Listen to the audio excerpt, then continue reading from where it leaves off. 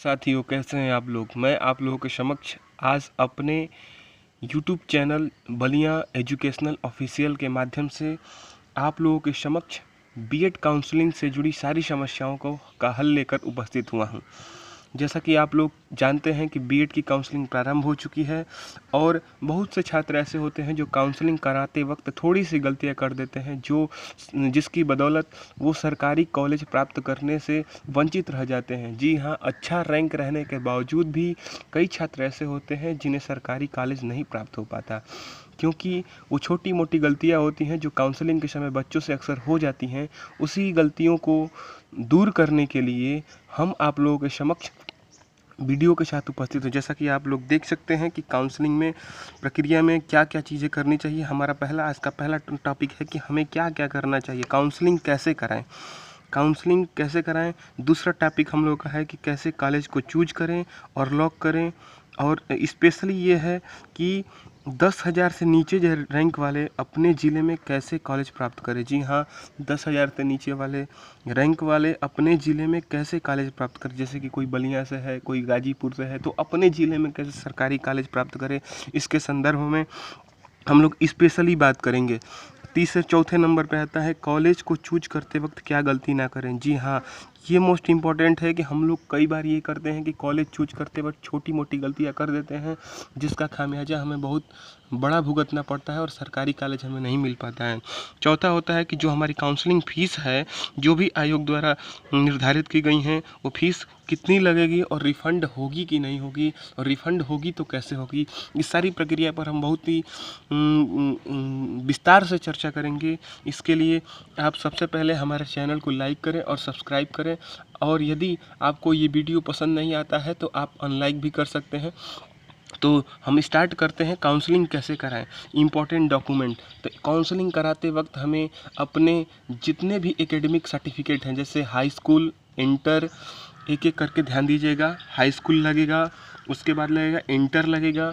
Inter के बाद हम लोगों का जो भी ग्रेजुएशन का सर्टिफिकेट है, 3 साल का, या सेमेस्टर वाइज है, तो हमें छः सेमेस्टर होते हैं तो 6 सर्टिफिकेट।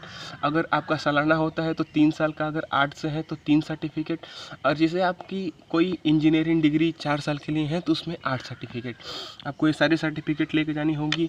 और जैसा कि आयोग द्वारा एनसीसी और एनएसएस और विभिन्न स्काउट एंड गाइड के माध्यम से बच्चों को कुछ नंबर अवार्ड किए गए हैं, वो नंबर की सुविधाएं पाने के लिए आप अपने एनसीसी सर्टिफिकेट, एनएसएस सर्टिफिकेट इत्यादि लेकर पहुँचे।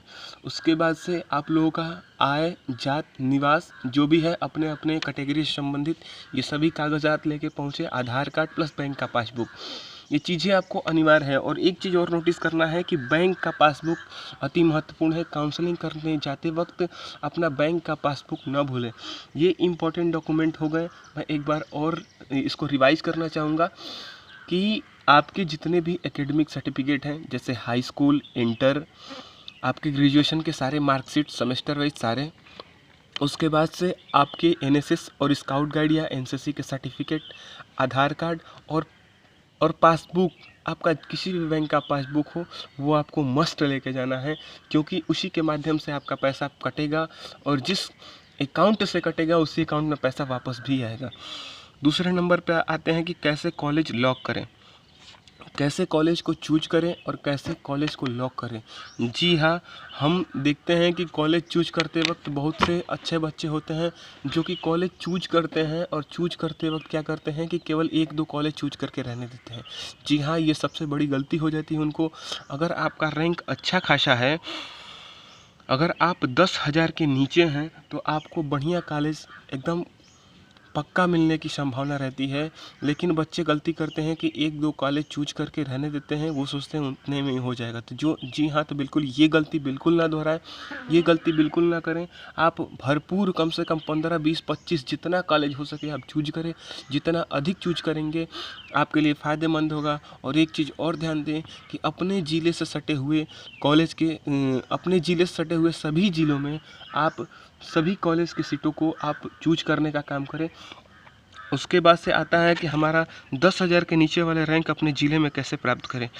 जी हाँ, 10,000 के नीचे वाले अपने ज़िले में कैसे कॉलेज प्राप्त करें। जी हाँ, काउंसलिंग एकदम शुरू से ही आप काउंसलिंग कराइए और पहले ही दिन जाके जो कॉलेज है लॉक कीजिए। और आप भी गलती बिल्कुल ना कीजिएगा। जैसे कि आप अगर गाजीपुर के हैं तो गाजीपुर के जितने भी कॉलेज हैं सरकारी कॉलेज, उसको पहले आप चूज कीजिए, उसको प्रायोरिटी पहले दीजिए। और उसके बाद से अपने ज़िले के अगल बगल के जितने ज़िले हैं उन ज़िलों में जितने भी सरकारी कॉलेज हैं उनको प्रायोरिटी भी दीजिए। तो मेरे साथियों, अगर आपको किसी कारणवश सीट भर जाता है आपके ज़िले का, तो अगल बगल के ज़िलों में आप आसानी से सीटों को प्राप्त कर सकते हैं। कॉलेज चूज करते वक्त क्या गलती न करें। जी हाँ, कॉलेज चूज करते वक्त बहुत सारे गलती यही हो जाती है कि हम कॉलेज 1-2 चूज करते हैं, ज़्यादा कॉलेज नहीं चूज करते हैं, जिसका खामियाजा ये होता है कि हमारा अच्छा रैंक होने के बावजूद हम कॉलेज से वंचित हो जाते हैं, हमें सरकारी कॉलेज नहीं प्राप्त होता है, फिर हम जाके प्राइवेट कॉलेज में हमको मजबूरन एडमिशन लेना पड़ता है। तो जी हाँ, ये बिल्कुल गलती ना करें।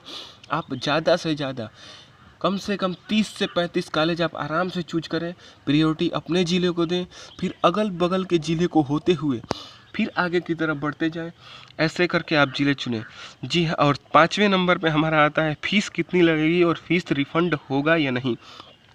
दोस्तों, मैं आपको बताना चाहूँगा कि जो काउंसलिंग फ़ीस है 5700 रुपये है, 5000 रुपये काउंसलिंग फीस है और 750 रुपये रजिस्ट्रेशन फ़ीस है। इतनी फ़ीस आयोग द्वारा वो निर्धारित की गई है। तो मेरे साथियों, आपको अपना बैंक पासबुक लेके जाना है जिसमें पैसा हो, और उसी से आपका ये रजिस्ट्रेशन जितने भी प्रोसेस है अपने अकाउंट से करवाना है। ये चीज़ ध्यान रखिए कि अपने पासबुक से जितनी भी चीज़ें हैं अपने पासबुक के माध्यम से कराइए। और क्योंकि बाद में क्या होता है कि जब आप किसी दुर्भाग्यवश किसी ज़िले किसी चूज किए हुए कॉलेज में अगर आप किसी कॉलेज को नहीं प्राप्त कर पाते हैं, तो आपका वो 5000 रुपये रजिस्ट्रेशन जो काउंसलिंग फ़ीस होता है वो रिफ़ंड होता है।